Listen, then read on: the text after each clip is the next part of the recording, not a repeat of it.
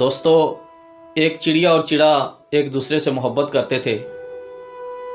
چڑیا نے ایک دن چڑے سے کہا، تم مجھے چھوڑ کے اڑ تو نہیں جاؤ گے؟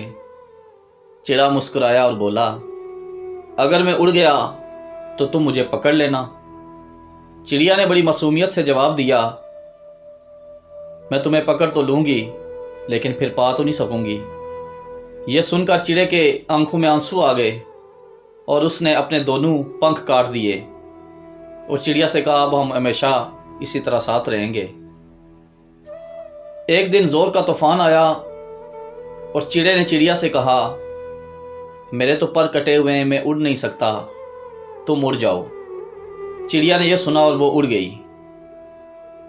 جب طوفان تھما، چڑیا واپس آئی، دیکھتی ہے کہ چڑا مر چکا ہے اور ساتھ ہی ایک پیڑ کی ٹہنی پہ لکھا ہوا ہے کہ کاش اس نے ایک بار مجھے یہ کہا ہوتا کہ میں تمہیں چھوڑ کر نہیں اڑ سکتی تو میں طوفان آنے سے پہلے نہ مرتا۔